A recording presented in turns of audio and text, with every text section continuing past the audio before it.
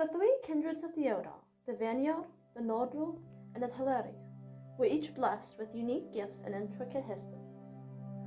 Among the differences that mark these clans is the relationship which each of these clans held with the virtues of wisdom, power, and joy.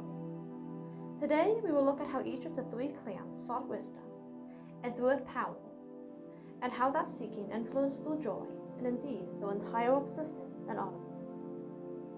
The Vanyar were known to be the fairest and most favored of the Valar, and they were well versed in poetry and song. The Vanyar were closest in communion with the Valar, and thus lived most often in accordance with the will of Aru Ulavata. They learned much wisdom from the Valar, and yet they dwelt in the light of the two trees and were content. Thus the Vanyar were not influenced by Melkor's lies, and were not seduced by his promises of wisdom and power. Consequently, the Vanyar did not join in the rebellion of the Noldor, and remained in peace and valor, always to be known as the High Elves, the Light Elves, and the fairest of the children of Ulavata to dwell in Arda. The Noldor were great craftsmen, and their name signifies wisdom, for indeed they were wise, and well versed in many arts and lore. The Noldor learned much from the Vanyar and the Valar, but unlike their kin, they were not content with that knowledge alone, and they fell prey to the lies of Melkor, allowing him to teach them, and some hearkened to words that would have been better for them never to have heard. As the Noldor grew in knowledge and wisdom, they lessened in joy, burdened as it were by the weight of the learning they carried, and the desire to gain more. In that desire, one may see a desire for power, a desire to control their own destinies and to rule the world around them. They were a proud people, but not without compassion, and yet it seems that they chose knowledge over joy and power over trust, thus placing themselves under the doom of madness and a shadow that followed them for the rest of their days.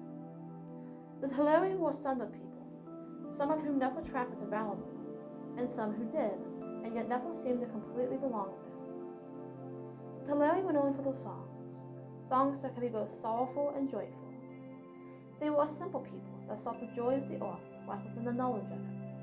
They were more dangerous and less wise, and yet they were more joyful because of that. In Valinor they lived by the sea, rejoicing in its waves and singing along its shores, and while they certainly learned much in their time in Valinor, their simplicity caused Melkor to deem them of little worth, tools too weak for his designs.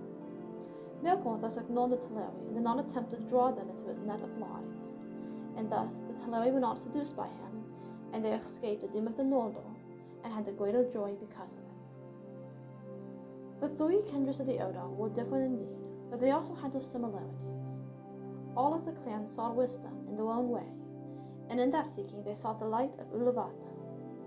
The Vanyar sought for that light in the presence of the Valar, the Noldor in the knowledge of lore and craft, and the Teleri in the beauties and joys of Middle-earth. Each of these paths brought both sorrow and joy, and while there were certainly misdeeds and mistaken bypaths, each of the clans steadfastly continued on the path to the light. For they were children of the starlight, and their faces were ever torn towards that light beneath which they had awoke, and which they loved above all else.